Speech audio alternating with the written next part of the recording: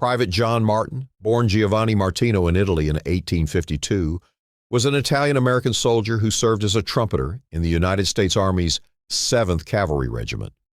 After immigrating to America, he enlisted in the Army in 1873 and soon found himself riding under the command of Lieutenant Colonel George Armstrong Custer on June 25, 1876, during the Battle of the Little Bighorn, a clash that would be remembered as Custer's last stand. Martin was given an order that would change his fate. Custer handed him a written message to deliver to Captain Frederick Benteen. That ride made Martin the last man to see Custer alive. He survived the battle, and his testimony later became one of the most important eyewitness accounts of that day. What follows is his story told as he himself might have remembered it. Before we dive in, don't forget to like and subscribe to our channel to help our community grow. I was born far from the rolling plains of this country across the ocean in Italy, yet fate carried me here into the heart of America's wild frontier, where the winds seemed to whisper of blood and destiny. I was a trumpeter in the 7th Cavalry serving under Lieutenant Colonel George Armstrong Custer. At the time, I was proud to wear the uniform, though I never imagined I would become the last man to see him alive. In the summer of June 1876, we marched deep into Sioux country. The heat was relentless, the sun beating down on man and beast alike, and dust rose in choking clouds beneath the hooves of our horses. The Little Bighorn Valley stretched before us, deceptively peaceful with its flowing river and rolling hills. Yet every man in the regiment knew danger lurked ahead. Scouts had reported a massive village larger than any we had ever faced, made up of Lakota, Cheyenne, and Arapaho warriors, all gathered together under leaders like Sitting Bull and Crazy Horse. Still, Custer was confident. He rode with an energy that filled the men with both pride and unease. Some whispered that he underestimated the size of the enemy camp, but to question Custer was unthinkable. He had led us through battles before, and many believed his boldness was our strength. I remember the clatter of equipment, the neigh of restless horses, and the murmur of men wondering how many warriors awaited us in that valley. That morning, the 25th of June, the air carried a strange stillness. The grass swayed gently in the breeze, and the sky was sharp and clear, as though nature itself was watching what was about to unfold. I recall the scouts returning, pointing toward the distance where smoke curled above the trees. The village was there, and it was vast, far larger than we had expected. The column halted, and orders rang out. Custer divided the regiment into battalions. Captain Benteen was sent to scout the left.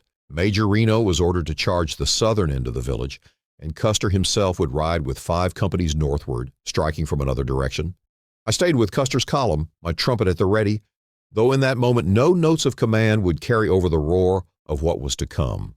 As we rode toward the bluffs, I felt a knot of dread tighten in my chest. Dust hung in the air, stirred by the hooves of hundreds of horses, and the sound of distant war cries reached our ears. Some of the men looked uneasy, but others forced laughter, boasting of what they would do when the fight began.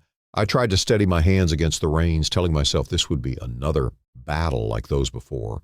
Yet something inside me whispered that this day would be different, a day history would remember long after the last shot was fired. It was late in the afternoon when the world around me shifted. We had ridden hard following Custer as he pressed us toward the northern end of the village. From where we stood on the bluffs, I could see the long sweep of lodges below, more than I had ever imagined. Warriors moved like shadows among the teepees, and the shouts and cries that carried through the air told us the camp was already alive with battle. Reno's men had engaged, and the fight was spreading like fire in dry grass. Custer reined in his horse, his eyes fixed on the valley. He was calm, too calm, I thought. His hair caught the light, and for a moment he looked almost untouchable, as though no bullet could ever bring him down. Then his gaze shifted, sharp and determined. He called me forward. "Trumpeter," he said, "you can ride. You have a good horse." I nudged my mount closer, my heart hammering against my ribs. Custer pulled a pencil and a scrap of paper, his hands steady as he wrote quickly. The sounds of gunfire and distant shouting all around us. When he finished, he folded the paper and pressed it into my hand. "Take this to Captain Benteen," he ordered. His voice was low but firm, carrying the weight of command. "Tell him to bring packs. Be quick. Bring them along." I nodded, though my throat was dry. The message was simple, but I felt the gravity of it sink into me. I was being pulled from the line, sent away from the storm that was about to break. At the time, I did not know it meant I would never again see the men who remained. Custer's eyes locked with mine for a brief moment. He gave no sign of doubt or fear, only the steady look of a man convinced he was doing what had to be done. Then he motioned me away, and just like that, I was turning my horse, tucking the message safely, and preparing to ride. As I wheeled about, I caught glimpses of the others. The troopers tightened their grips on carbines, their faces taut with the knowledge of what awaited them.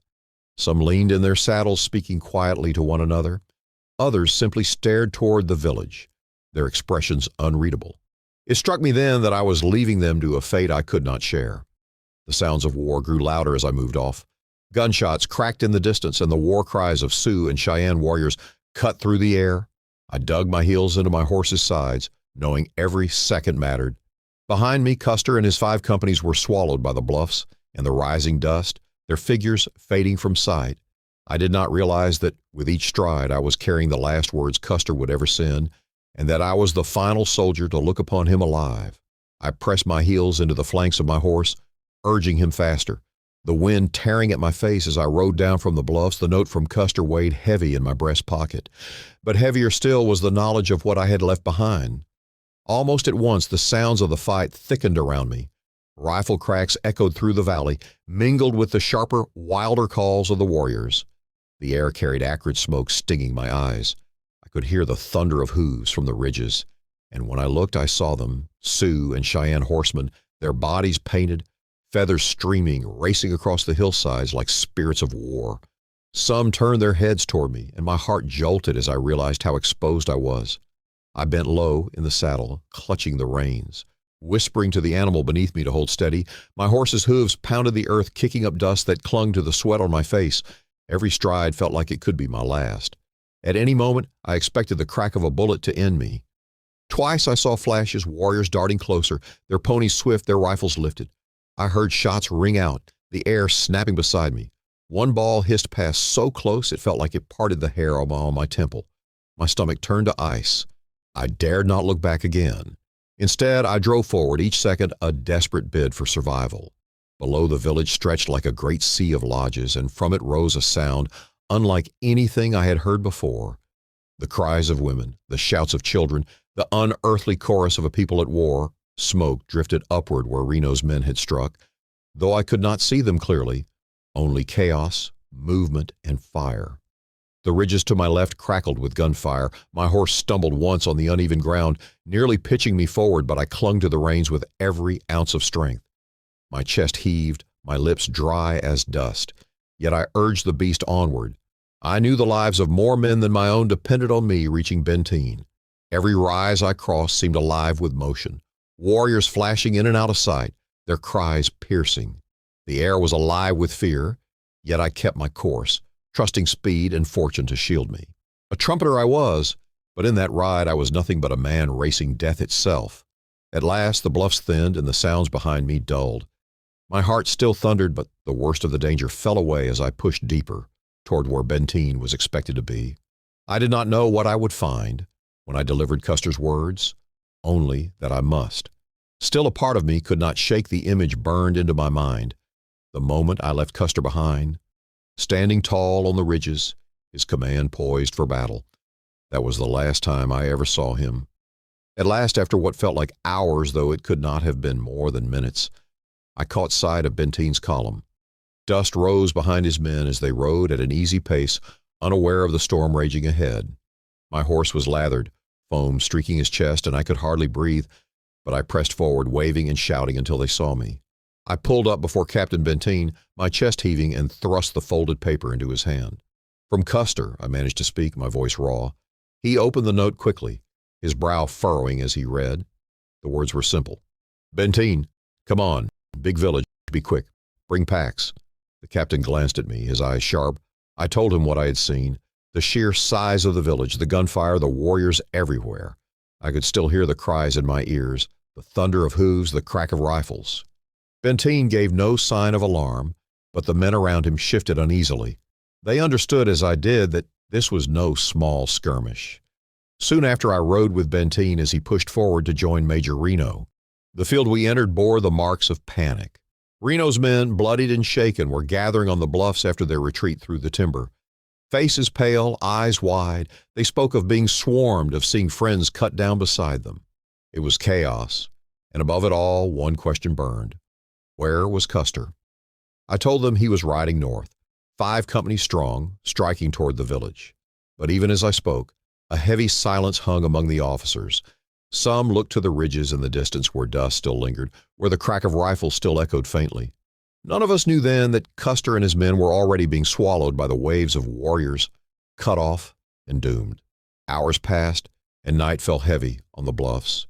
The air reeked of powder and sweat, the groans of the wounded rising with the cries of the night birds.